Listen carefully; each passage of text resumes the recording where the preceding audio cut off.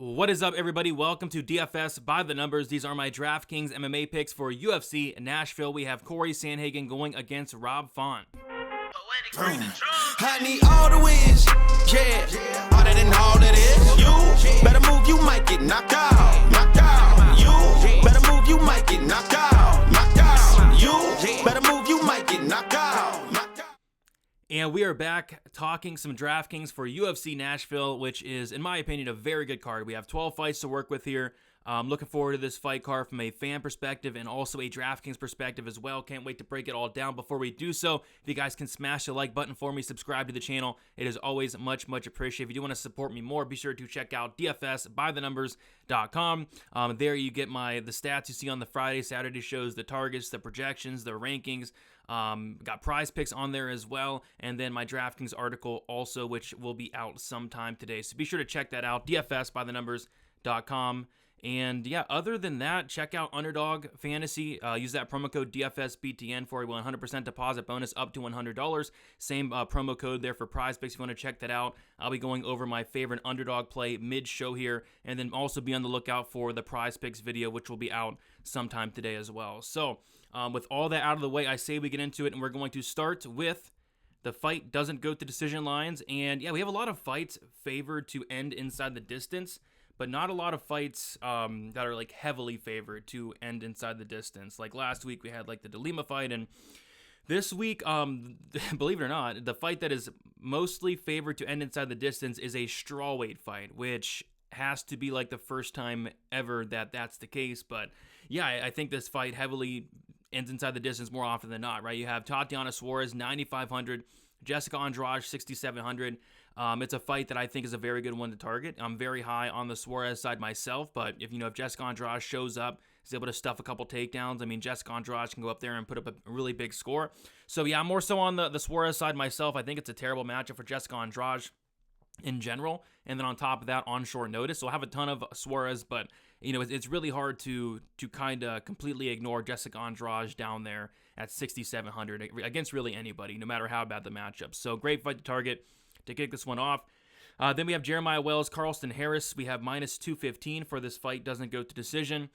Both guys, their last two fights actually did go to decision, but I think this fight's going to be a car crash. What I like about this fight is both guys have a ton of power, and both guys have no striking defense whatsoever. I think Jeremiah Wells has like a 40% striking defense. Carlston Harris a 50% striking defense. So these guys are going to hit each other very hard in the face, and I think one guy's going down. So I don't really have a confidence in terms of who wins this fight, but I think it's a great fight to target there. You have Wells 8,500, Carlston Harris 7,700. I think somebody's getting served, and somebody's getting served probably in the first round.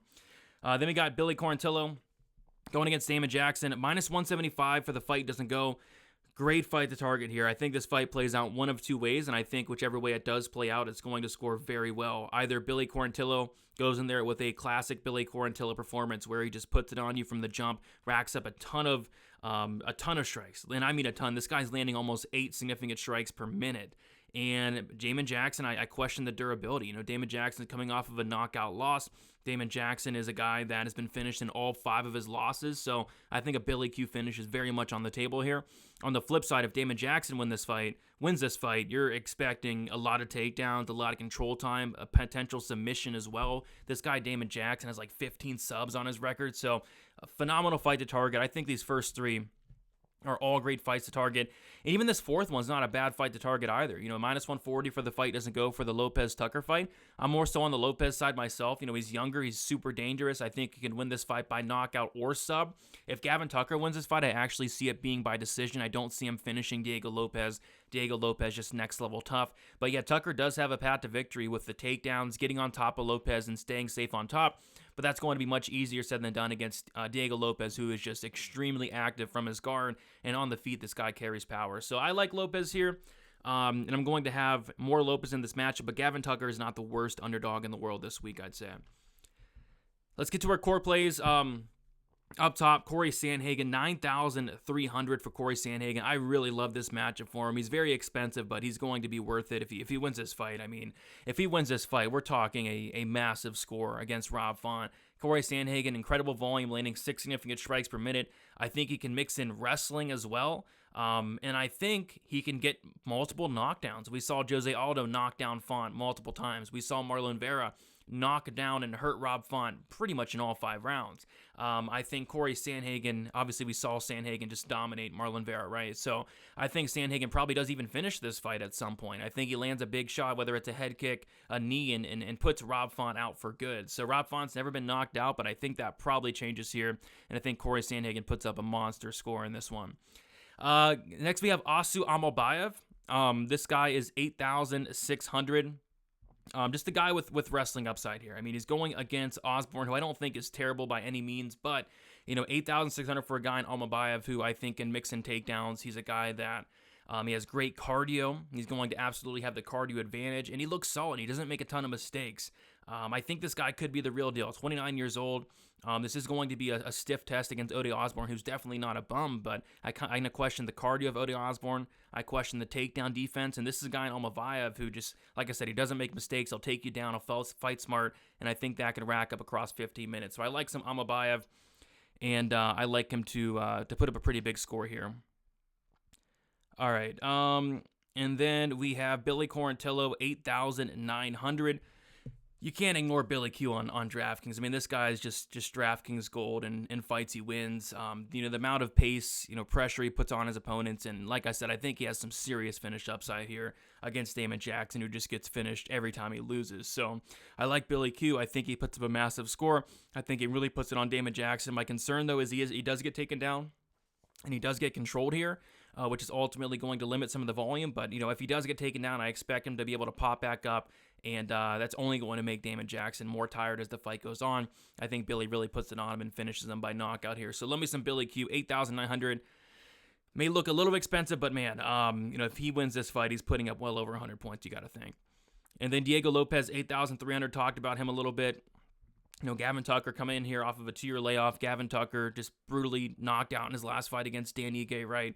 Gavin Tucker now 37 years old. Lopez is going to be dangerous anywhere. If Gavin Tucker wants to strike with this guy, okay. Gavin Tucker potentially gets knocked down or even knocked out. Diego Lopez, not the best striker in the world, but he throws heat.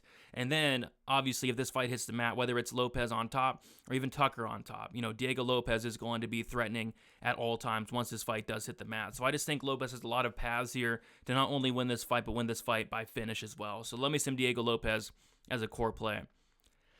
Moving on to our GBP plays here, Tatiana Suarez, 9,500. Yeah, I like Suarez quite a bit. I think it's a phenomenal matchup for her. She's coming back down to strawweight after getting a second-round finish against Montana De La Rosa, who does have a wrestling background. And she's taking on Jessica Andrade, who, I don't know, she's only 31 years old, but I kind of feel like Jessica Andrade is just kind of showing up for a paycheck in this fight. I mean, who the heck takes first of all, who the heck takes a fight against Tatiana Suarez?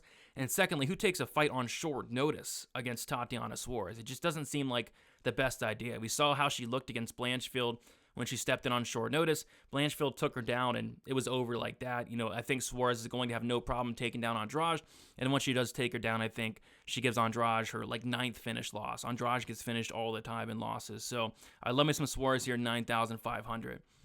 Jake Hadley, 8,800. Yeah, I think this is a phenomenal fight. I think this is probably one of the best fights to target, the Hadley-Durden fight. I think it's going to be a very fast-paced fight.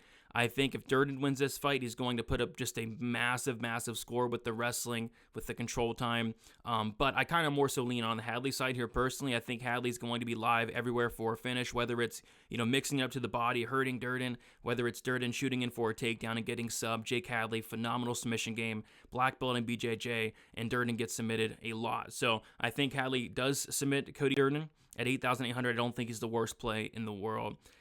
Jeremiah Wells, 8,500. A great fight to target, like I talked about earlier. I think this is going to be a car crash. I think somebody's probably getting knocked out, and somebody's probably getting knocked out in the first round, and you got to have both sides here. I don't have a strong lean one way or another, like I said, who wins the fight, but I think Wells is very much in play for some first-round upside. This guy packs power. And then Kennedy Nzechukwu, 8,400, another DraftKings play that should not be ignored. Kennedy, just with the amount of volume this guy puts up, a little bit of a slow starter at times, but in this matchup especially, I would like to see Kennedy mix in some wrestling here. He went to the wrestling against another kickboxer, and Carl Roberson was able to have a ton of success, was able to even finish that fight. I wouldn't be shocked if he went to the wrestling here against another kickboxer and Dustin Jacoby, who we saw Dustin Jacoby has struggled with the takedown defense in the past. We saw Kudalaba take him down like 10 times, right? So Kudalaba slowed down. Kennedy does not slow down. So I would like to see Kennedy mix in takedowns. If he does that, I think he can win this fight and score very, very well. My concern is that Kennedy stays and strikes with him for 15 minutes, which if he does that, I think Jacoby probably wins. But this is an MMA fight, and I think that Kennedy comes in here with a good game plan. So I like Kennedy, and I think he has some sneaky wrestling upside here. All right, let's talk some Underdog. If you want to sign up on Underdog, use the promo code DFSBTN. Did not hit the one last week. Last week, I liked the Poirier higher on the significant strikes, and he got head kicked in the second round. So it is what it is. We're going to try to get it back here. We're going to go with Corey Sandhagen higher than 0.5 finishes, which simply means I think he finishes Rob Font. Rob Font never been knocked out. Rob Font has been subbed, but I think a knockout is coming here. I could even see a submission as well. I just struggle to see Rob Font lasting 25 minutes with Corey Sandhagen, unless that Kisiev ref is in there. I think Rob Font's going to probably get dropped multiple times, and I could see like a doctor's stoppage, a corner stoppage, something like along the lines of that, or just simply Sandhagen landing a head kick or a knee and putting Rob Font out. So I think it's a tough matchup for Rob Font. I like Corey Sandhagen to get the finish. You want to check that out. Use the promo code DFSBTN. Underdog Fantasy, highly recommend. All right, live dogs here. Yeah, there's a couple that stick out. We touched on Gavin Tucker just because he is going to be the minute winner in this fight. Gavin Tucker is probably the better all-around MMA fighter. Like, he's probably going to win the striking exchanges. He's probably going to win the wrestling exchanges. It's just, can he survive on the feet or on the mat? Like, the reason I don't like him in this matchup is because he's going to be, in danger anywhere he goes. But if his chin holds up, if his submission defense holds up, he wins this fight, which, in my opinion, it is a big if. But if he does, he not only wins this fight, but he probably puts up a good score. So I think it's a great fight to target, more so on the Diego Lopez side. But, Tucker does have multiple paths here. He really does, as long as his, durability holds up in this one. Carlson Harris 7,700. Yeah, I like Harris here as a dog. 7,700 for a fight where these guys are going to stand and bang. I question the striking defense of Jeremiah Wells, like 40%. Harris has very awkward striking, very unique striking. Striking we just don't see at the UFC level, and it works for him, and he hurts guys. He has very sneaky power. I think somebody's getting clipped here early, and I think Harris is very live to do the clipping. Cody Durden 7,400. This is kind of like the Gavin Tucker play, where if Cody Durden wins this fight, it's probably going to be by decision, and he's probably going to rack up like 7-8 takedowns. I mean, it's going to be crazy. It's just, can his durability hold up? Can he avoid all the submission attempts of one Jake Hadley? I personally don't think so. I think Hadley does snatch up something at some point. But if Cody Durden's submission defense holds up, his cardio holds up, Cody Durden puts up probably the biggest score in terms of an underdog on the entire slate. So for that reason, you have to play some Cody Durden. I think he gets sub, but if not, I think he scores very well. And then Raoni Barcelo, 7,200, just a ridiculous price tag. I mean, I think this fight's a lot closer than these salaries indicate, than the line does indicate. The only problem with Barcelos is he's 36 years old, coming in here on short notice, getting brutally knocked out in his last fight. He's clearly on the decline. I mean, if this fight was, 2 years ago, I'd be all in on Barcelos here. It's just, he's clearly slowing down at this point of his career. There's some question marks about Kyler Phillips with a layoff, with a suspension himself. Just a sketchy fight overall, but I'd much rather be on the Barcelo side here at 7,200. Other than that, I think Jacoby's interesting, 7,800, just because if, Kennedy does strike with him, I mean, Kennedy probably loses that fight on the feet. Alexa Kamer is a guy that I think is a live dog, but I'm not sure how much upside he really has, but I think Kamer's very live to win the fight. I think that's really about it. I mean, Damon Jackson is another live dog. I mean, if Damon Jackson's durability holds up, like a lot of these underdogs, like if some of these underdogs and their durability holds up and they don't get finished, I think they can absolutely win and score well, like Tucker, Durden, and Damon Jackson. But durability is a question with all those guys. All right, let's go to the pump play here. Jessica Andrade, I hate this matchup for her. I really do. I think she does get finished, but if it turns out she's able to stuff the takedowns, if it turns out she's not just showing up for a paycheck, and we're getting a hungry version of Jessica Andrade, which I don't think is the case, but if that is the case, and she stuffs some takedowns, she keeps us on the feet, I mean, she probably knocks out Tatiana Suarez and makes it look very easily. I don't think that happens. I don't think that's the most likely scenario, but hey, if it happens, it happens, and she's going to probably break the slate here at 6,900. I'm going to have a ton of Suarez, though, but to kind of hedge, I will have some Andrade, because, this price tag is kind of ridiculous. Jessica Andrade, and she's actually 6,700. My bad. I'll fix that right now. Jessica Andrade, 6,700, which is even crazier, right? So 6,700 for Jessica Andrade. It could be worth some looks there. All right, and then fades Sean Woodson, 9,600. Not much to say here. I mean, he's taking on Dennis Bazooka, who, I mean, I don't want to say it's a close fight. I think Sean Woodson wins. I actually really like the matchup for him, but even if Sean Woodson does win the fight, he's not going to wrestle, he's not going to grapple, and he's probably not going to finish Bazooka, who's just very tough. I mean, this is the easiest fade probably of the year. But there we have it. Went through everything from a DraftKings perspective. If you guys could leave a like on your way out, subscribe to the channel, check out Underdog Fantasy, use the promo code DFSBTN. Check out DFS by the numbers. Now's a great time to sign up. Got a ton of content that you do not see on YouTube on the website, so be sure to check that out. And yeah, other than that, best of luck for UFC Nashville. We'll talk to you guys very soon. See you.